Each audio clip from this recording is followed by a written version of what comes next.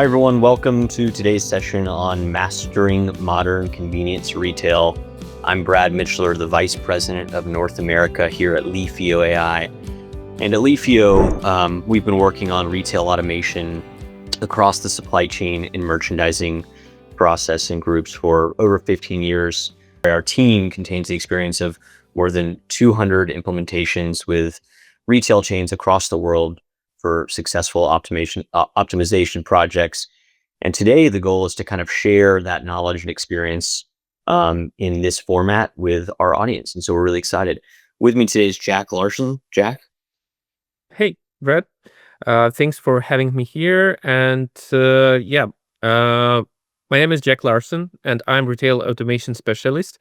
And today we are planning to go through the top 5 challenges convenience stores faces, including those at gas stations. For sure, they're facing much more challenges than 5, and it was really hard to pick up at least 5 of them, not 10.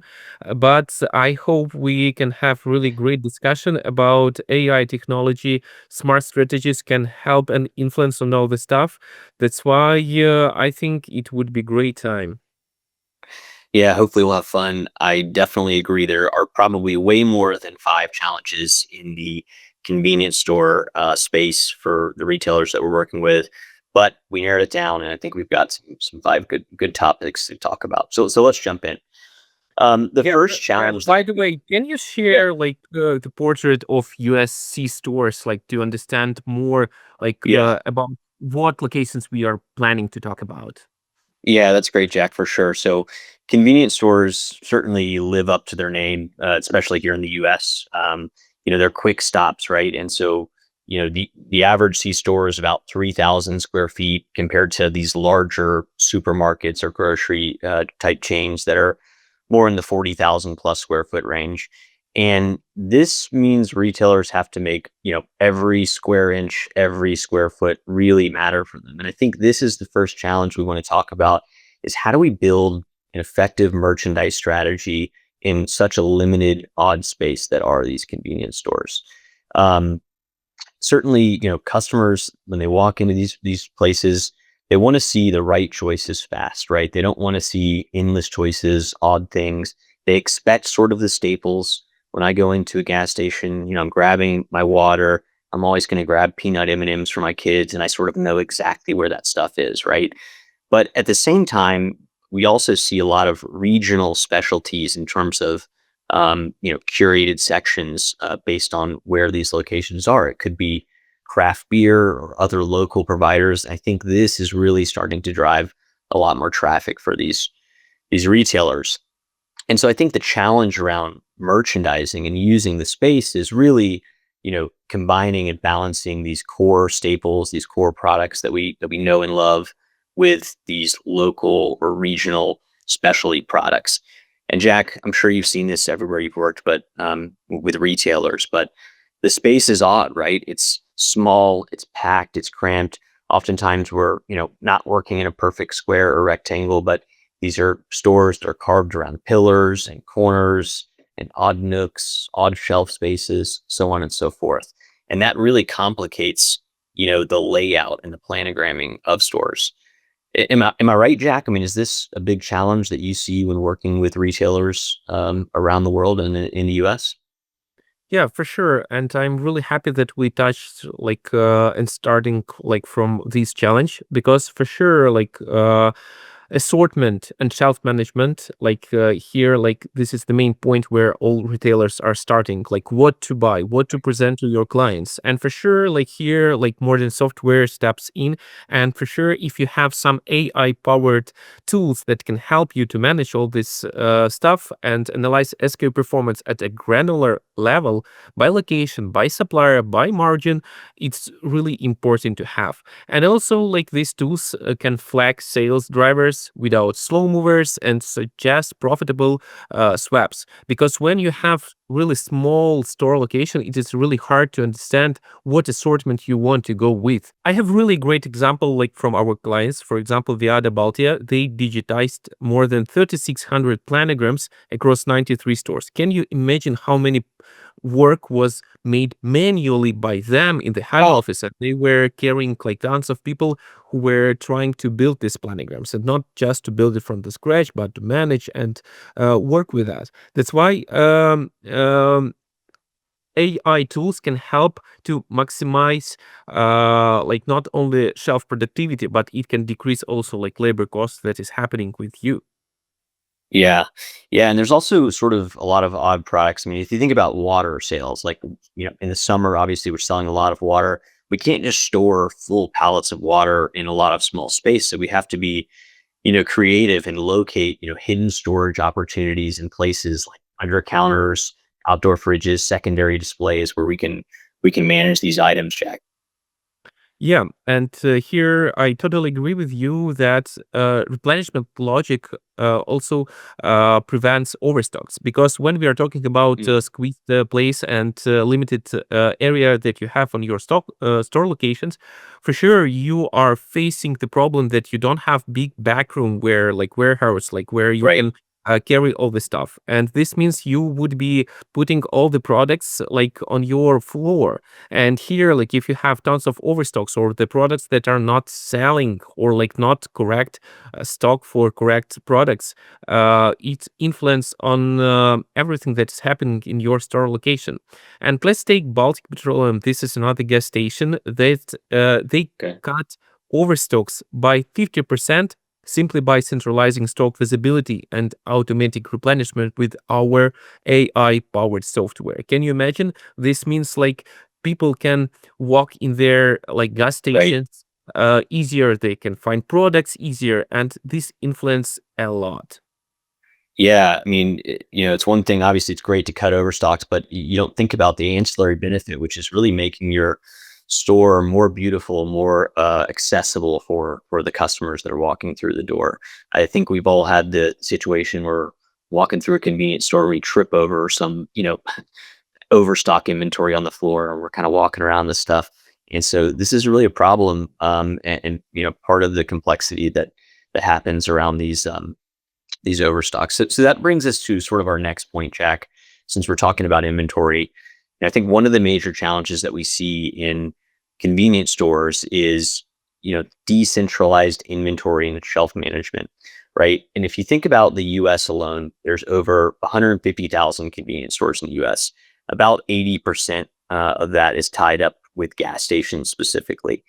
So, what we see is that a lot of these stores, they have different ordering habits, right? They operate differently. They have different vendors in many cases, not really consistent processes around, replenishment, inventory, vendor management, so on and so forth.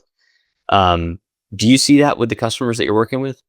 Centralized automation solves all these problems. And with cloud based replenishment and planogram management, retailers can roll out standardized processes to every new location instantly. You don't have to reinvent Mm, the wheel and everything that is happening with the new store locations. With the proper software driven format planograms and assortment matrices, when you know already what products to put and like how to put them, where to put them, you can just tune them according to your local community needs, mm, adjusts all this stuff, and it can bring really great outcomes for most convenience stores because they depend heavily on their local customer base. That's why you have to know your customer, your location where you're opening the store, and for sure, like you need some deep analytics to work with, and here, like you need some help with that. And AI tools definitely work with all these challenges. Yes, I mean, by centralizing sort of the management and the rollout for new stores and existing stores around the merchandising strategy, of course, there's a lot to gain, but we can centralize it and still get the benefit of having those local intricacies, in terms of launching. Um, you know, we've got one client, Plum Market, who's their new store launch time has decreased from over 2 weeks to sort of plan out a new store all the way down to just 4 days. And so, this is really the power of having this centralized, unified process. But that's on the merchandising side, Jack. What about on the inventory side? So, if we think about the replenishment and inventory for these stores and centralizing that, can you just talk about that? And then also talk about, the power of having these two, parts of our supply chain really speaking and passing data back and forth. Because what we see in the market is that we've got an inventory team with people managing that process. We've got a merchandising team that's managing sort of the assortment planning and the shelf planning, but oftentimes these are not connected. And I think there's a really, it's very opportunistic for retailers to think about those two things in a more synergistic way. Yeah, here, like, this is totally another challenge, and one of the main bottlenecks. This is what I see from my experience, more than 20 years working in different retail chains. Hmm. The main problem is what is coming here, that replenishment processes and replenishment people who are responsible for all inventory, they are separately. This means, like, they are not using even one tools. They're definitely, like, Yeah. separately, and they're not communicating between each other, between teams. And here, like, what the main problem is, that even they can sit somewhere in another location, not in the head office, somewhere on the Right. warehouse, or like on some store location. And what this main problem is, that folks that are responsible for merchandising, they are putting products on the shelves, and other Yeah. folks, they are ordering the stuff, but they are totally disconnected. And for example, if we're talking about LEAFIO, we have one solution under one umbrella, where, like, all these different tools, they are connected between each other, they are synchronized between each other. This means, even if like, your departments, they are not communicating between each other, but Yeah. software is this bridge that is connecting people between, and helping them to show and make their work more efficient. And for example, what we have in our shelf efficiency tool, you can work with the merchandising. You are not only drawing, like, facings, you're putting the stock there, and then the Right. system is synchronizing with inventory management, where, like, the system is making orders according to the stock level of merchandise that's supposed to be on the shelves, and it Right. decreases a lot all this communication, and it is more efficient. That system knows how many products has to be ordered to cover the demand, all the fluctuations, and how many products has to be ordered to cover the shelves, to make their neat and nice. Absolutely. And conversely, like when we're putting stuff on the shelf, when we're planogramming out our actual fixtures, we sort of need to know what's available, right? Is it possible if I build it this way, can we support it? And so I think, having this sort of data passing back and forth and instantly updating as we make changes on the shelf, as we make changes to our inventory plan is a really, really powerful thing that, not only centralizes the planning and replenishment, but also boost the merchandising process and ultimately leads to, the right stuff on the right shelves at the right time. Right. Um, Correct. so we're talking about inventory now. That kind of really leads us into sort of the third challenge that we wanted to point out, and that's really unpredictable demand and sharp demand fluctuations that we see throughout the week, right? And maybe it's not even just by the week, but it's not seasonal. It's even by the day, sometimes by the hour, based on many unpredictable events like weather, for instance. So at a convenience store or a gas station, obviously a Monday morning looks very, very different than a Friday night in terms of, what we're selling. Um, and then we of course have all kinds of, holiday events, big sporting events, so on and so forth. And what this causes is just like very wild demand fluctuations on the, hourly, daily, weekly level. Um, Especially when we talk about fresh products, which are becoming more prominent in the industry. It's important that we have deliveries that are aligned to these fluctuations, that we kind of predict and adjust our plan to accommodate this. And I really believe this complexity around the variability within the week is one of the biggest challenges people are facing. Do you see that out in the field, Jack, with clients that you're working with? Yeah, for sure. And AI forecasting accounts for all these variables: weekday patterns, shelf life, remaining shelf life, supply delivery times, even weather and local events can be considered by applying special coefficients. For sure, like you can have like big events, and this is like some of the events can be regular, like Christmas. At the same time, you can have, for example, Super Bowl or like some another stuff that can happening, and by aligning replenishment with the actual demand windows, retailers, first of all, reduce write offs while keeping shelves fresh. Because if we are talking Mm. about daily demand variability factors and index, this is really important to have. Because if we are like taking some easy examples. For example, cake. Mostly cakes, they are increasing. The sales are increasing during the weekends because, like, you mostly are not having like a birthday party on Monday. Like, it is really tough to have it after weekends. That's why, if we are taking a longer period of time, for sure, like you have some demand that is needed. But when we are deep diving for analytics for every single item that you have, just imagine, for example, Brad, you have 300 gas stations and you Mhm. have near 1,000 SKUs on every single location, and you have to create daily demand, like daily index for every single item on every single location because it is unique Yeah, for every single item. Like it is tons of work that has to be worked manually, and we are not talking only about to make it this job once. No, because like all these demands, sure. the life is not stable, the demand is not stable. Clients are coming, new clients are coming. Some of the clients are going switching to another retailers, and to just recalculate these indexes and coefficients for every single item for every single day, it is already massive work.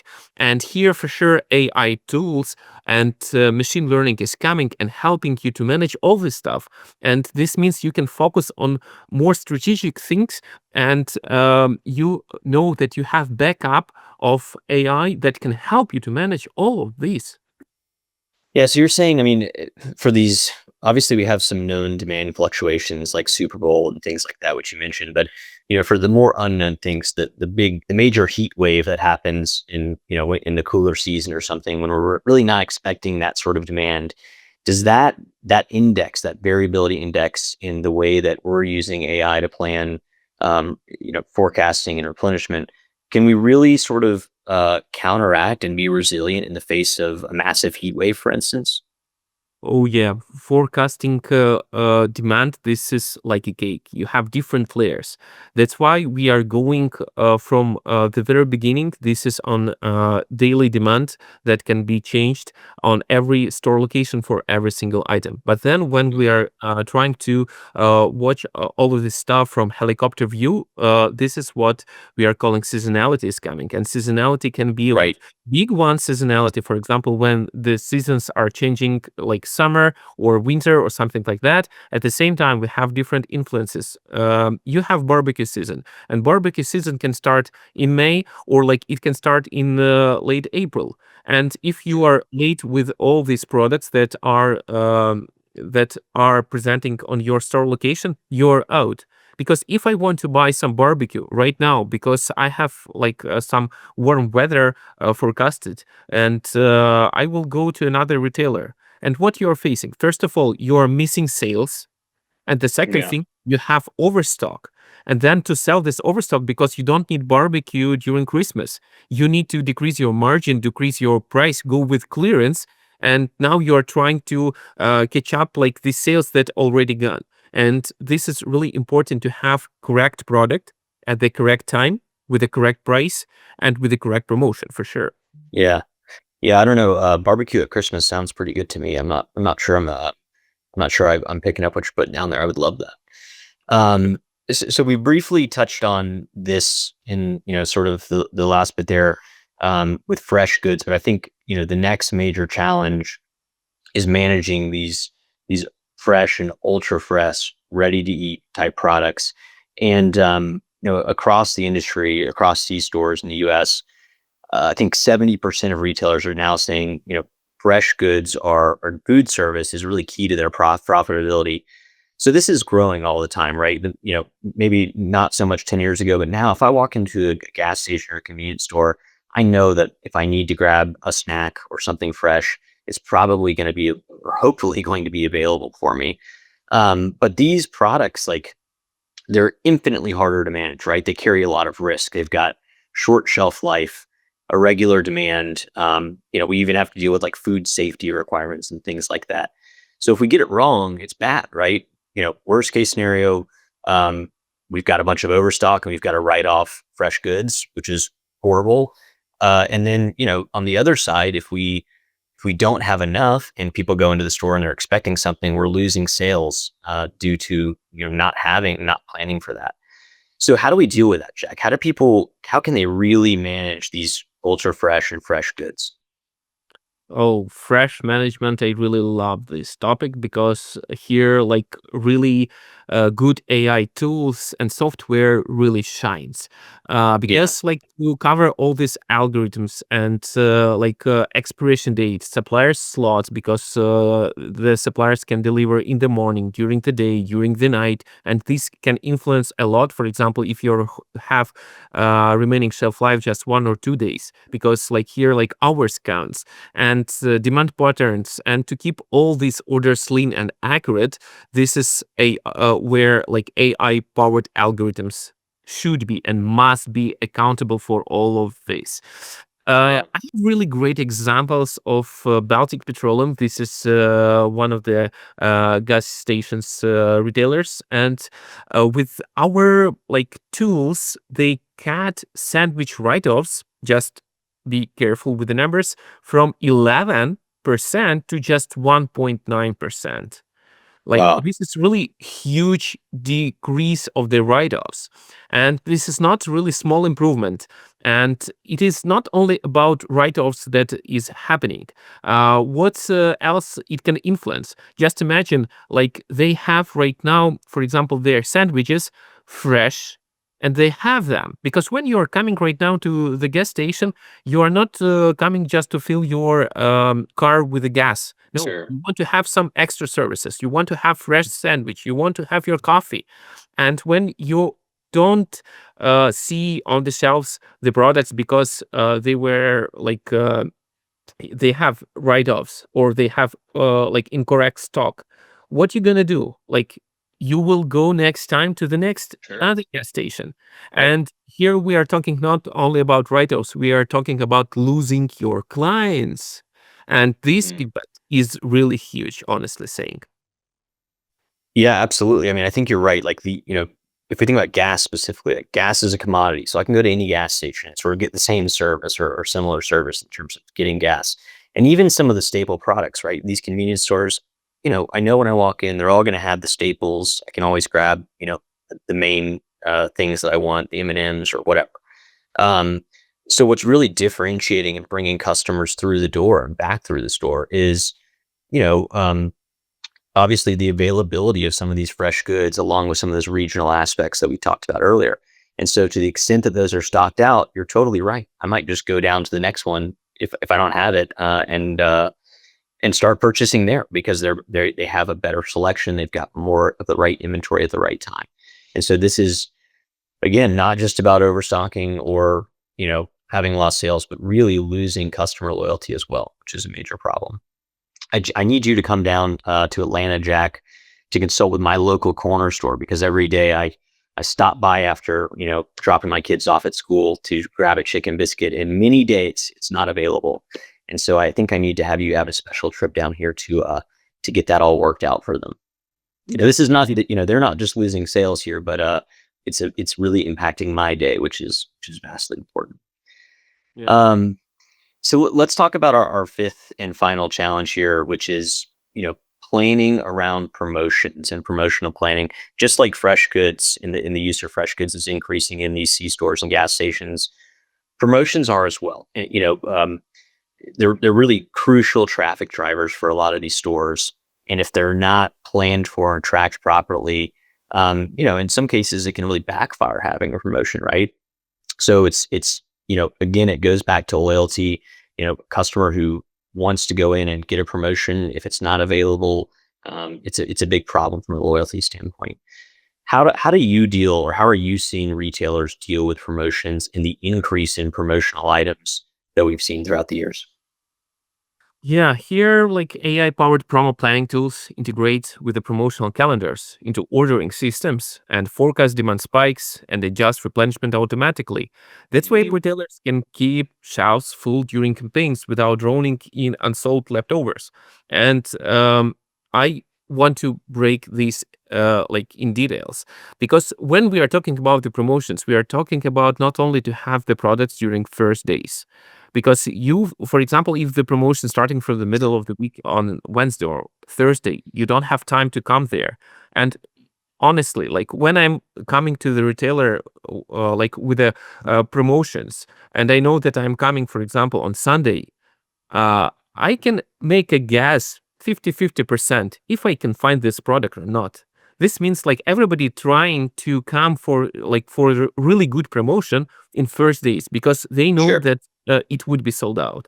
And for example, if you're running promotion for 2 weeks, like, okay, you are sold out during first 3 days, then I have to come every single day, just try to guess when you have the next replenishment cycle. Like, Mhm. like it's insane, honestly saying. That's why this is really crucial to have the right products during the promotion and during whole period of your promotion.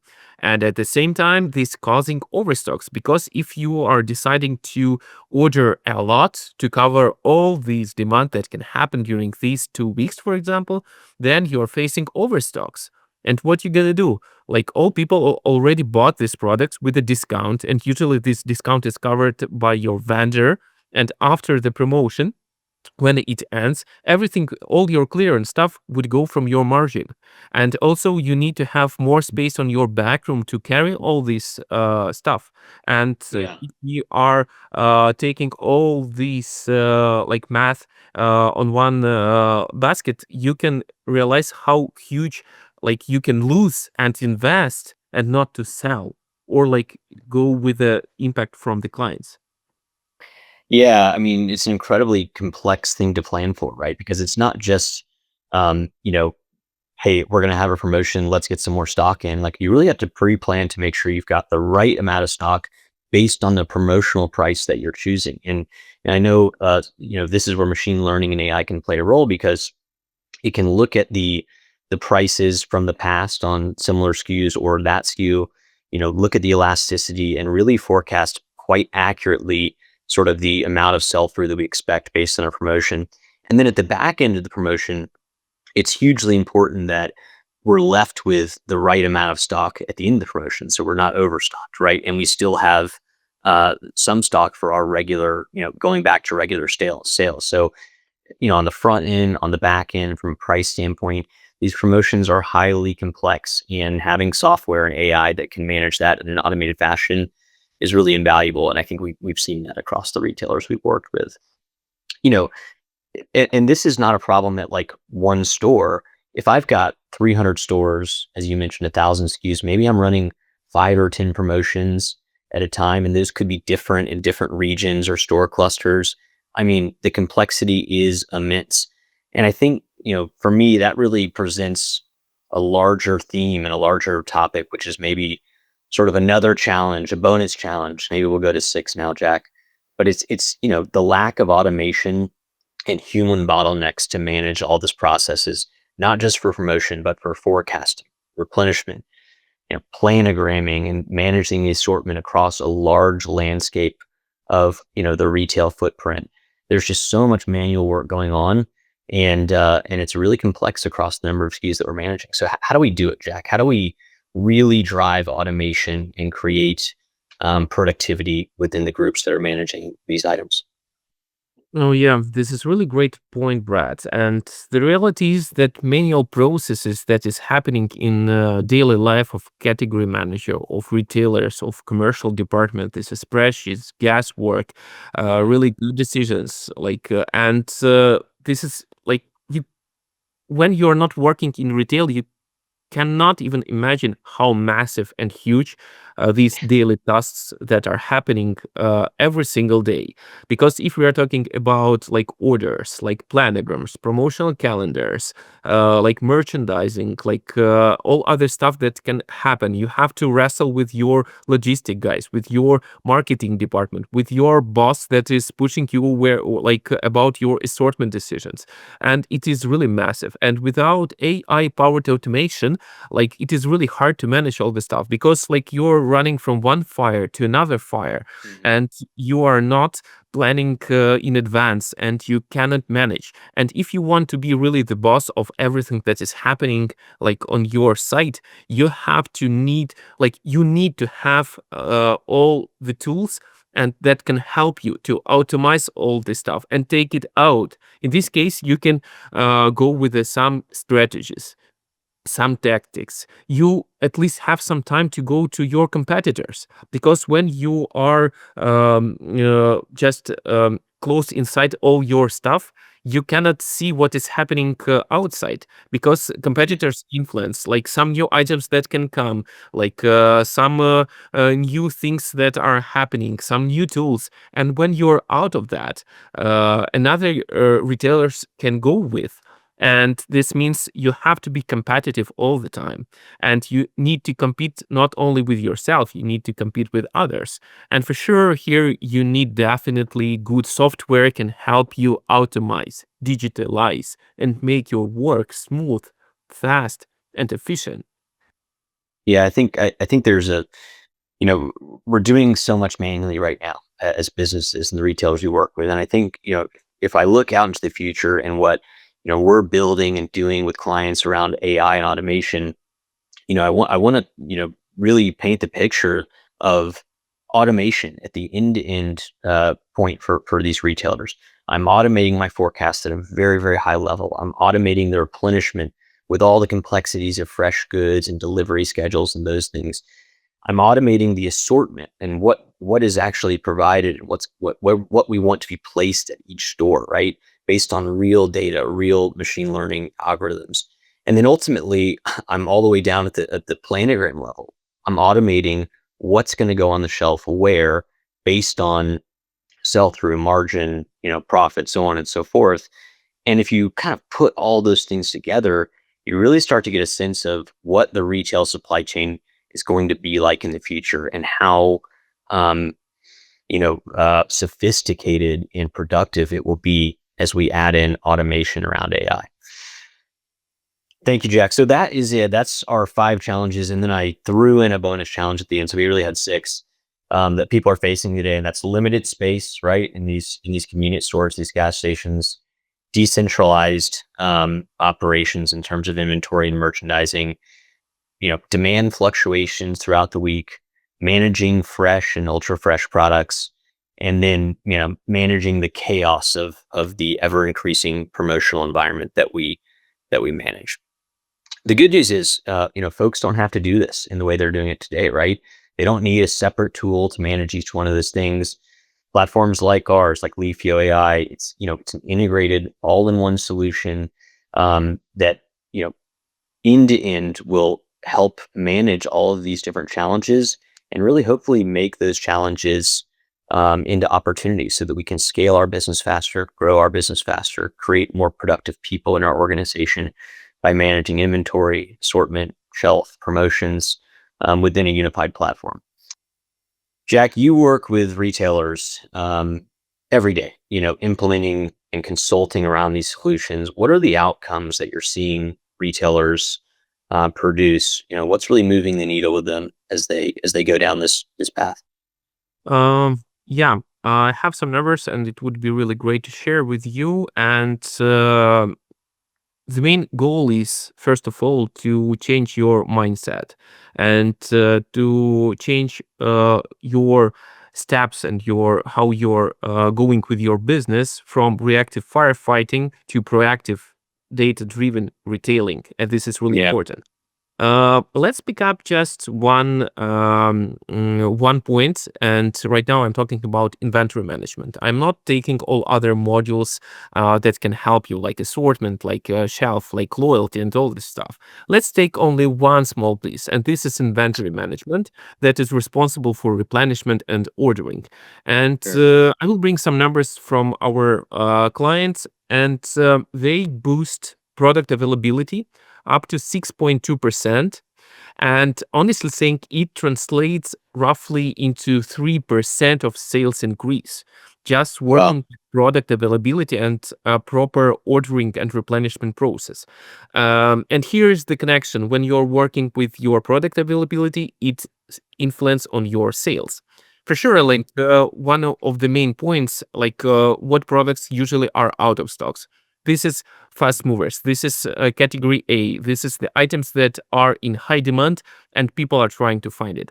Also, it can be slow movers or like somewhere in the middle, but because you don't have time to manage all the stuff, all your assortment, and here where automation can help you to manage and focus not only on category A, but also category on whole assortment and to have Right. right product on right spot.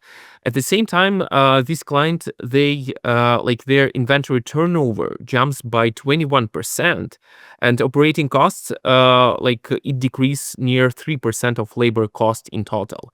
And Wow. when we are putting this all together in one basket, like net profit climbs by 42%.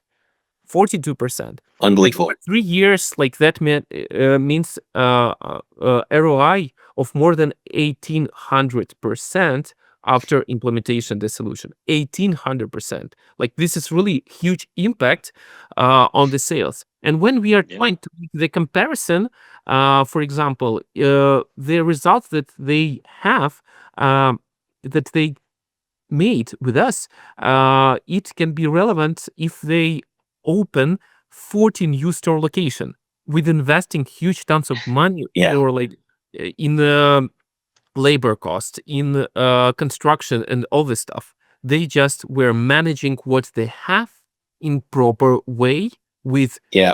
really great AI tools as us.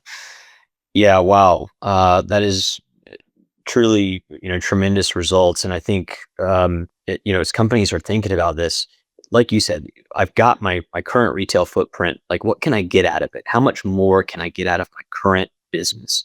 And without opening new stores in an aggressive way, those are amazing results. And I think that's not even really speaking to the productivity gain that people are getting by automating so much of this process, right? Those are great numbers. Increased availability, increased margin, so on and so forth. But at the end of the day, by automating so much of what is manual today, um, our people, our organization becomes so much more productive.